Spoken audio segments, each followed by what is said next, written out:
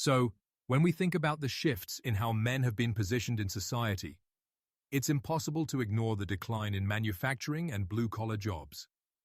Men who once derived their sense of worth and identity from physically demanding labor now face an entirely different reality. As economies lean towards knowledge-based industries, the traits traditionally valued in men, physical toughness and, well, dominance, are no longer as in demand.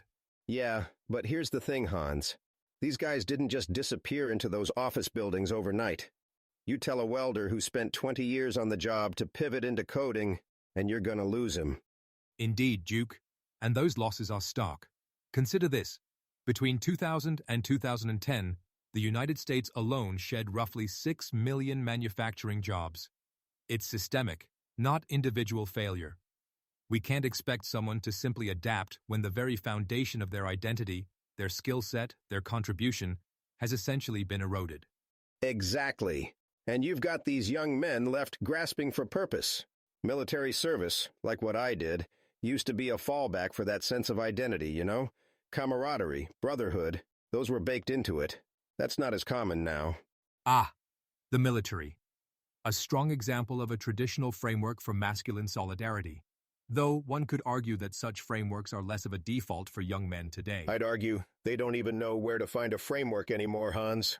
You look around. These men are seeking substitutes, right? Gaming communities, online forums. It's not the same, though. You can't build grit behind a screen. A fascinating observation, Duke. It makes one wonder. Are these alternative spaces for men, esports, Reddit boards, men's self-help groups, an evolution or a retreat? Contrast that with what you experienced in the trenches, both literal and figurative. Yeah, trenches don't lie, but let's be real. Some of these new spaces aren't just for retreat. They're for survival. A guy struggling to find his footing in this flipped economy will go wherever he feels seen. Problem is, it's hard to find lasting bonds when you're scattered like that. The lack of cohesion is a key problem. And we're seeing this extend into education as well, Duke. Women now outpace men in earning college degrees, marking a dramatic reversal of trends just decades earlier. What ramifications does this have for workplace dynamics? It seems to tip the scales even further. Hans, it's not just workplace dynamics. It's everything. Relationships, families, even dating. A guy's not going to feel comfortable when he's standing on a rug that's constantly being pulled out from under him. Precisely. When you tally up these changes, economic, educational, social, the crisis isn't in masculinity itself, but in how society accommodates or fails to accommodate these shifts. And yet, amid these changes, where is the sense of purpose restored? Yeah, and how do we even define purpose anymore? Hans, it's no wonder these guys are checking out. They're just saying, forget this, I'll do my own thing. And thus, the gap widens. These struggles to adapt don't merely weigh on individuals, they ripple across families and communities. Yet we must remain mindful that this is only part of a broader and even more troubling narrative. Duke, as we explore the broader struggles of men grappling with societal shifts, it's crucial we also address how these changes ripple into family formation and fatherhood, a cornerstone for many. The biological realities mirror these social trends. Consider this.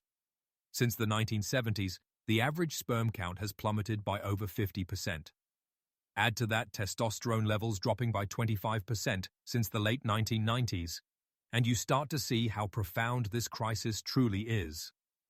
These numbers don't just reflect a personal struggle, they strike at the very core of families. Man, that's tough to hear. I mean, I'm thinking of all those young guys who feel like they're running out of steam before they've even started the race. You can't build strong families with stats like that staring you down. Precisely, Duke. Couple this with the rise in single-parent households. Around 15 million children in the US live with just their mothers. The traditional structure of the nuclear family, often upheld as a cornerstone of society, finds itself increasingly fragmented. Yeah, and I hate to say it, but a lot of these boys growing up without dads, man, they're missing something big. A father isn't just some figurehead. He's the guy who tells you, tough it out, like Derek Jeter's dad did, pushing him to fight through failure instead of throwing in the towel. An apt example.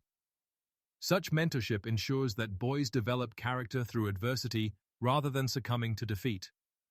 Yet, with the absence of male role models, where do these lessons come from? Increasingly, it appears young men are left adrift, seeking tutelage in less than ideal places. Hans, it's more than adrift. They're drowning. And the thing is, nobody's throwing them a lifeline.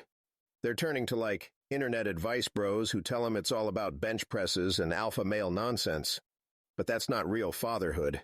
But herein lies another challenge, Duke. Delayed marriages and declining birth rates aren't aiding the cause. More individuals view starting families as an insurmountable task, often postponing relationships altogether. The burgeoning average age for first-time fathers and mothers reflects this shift in priorities, or perhaps fears. Yeah, and you look at birth rates. Sheesh, they're barely above 1.6 kids per woman now. That's below replacement level. It's like nobody's thinking ahead anymore. Families are where you build stability for the next generation, you know? Indeed. And in redefining masculinity, it becomes critical to emphasize qualities like resilience, empathy, and responsibility, attributes that form the backbone of fatherhood. Yet, society itself provides little incentive or guidance to foster such notions. One wonders, have we collectively undervalued the essential role of fathers? I think we have, Hans. Kids need their dads around, teaching them stuff only a dad can. And look, being a father, that's leadership at its core. Men stepping up in that role can make all the difference. On that, we are agreed, Duke.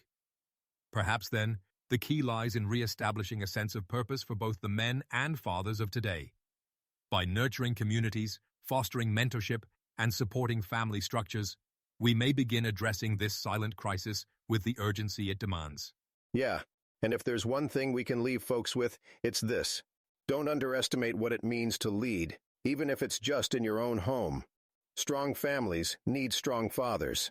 Start there, and the rest begins to fall into place. Indeed, Duke.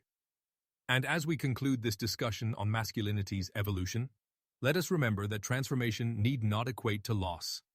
It can, instead, signify growth. On that note, thank you to our listeners for joining us in this exploration. Great talking as always, Hans. And for everyone out there, keep striving, keep pushing. We're all in this together. See you next time.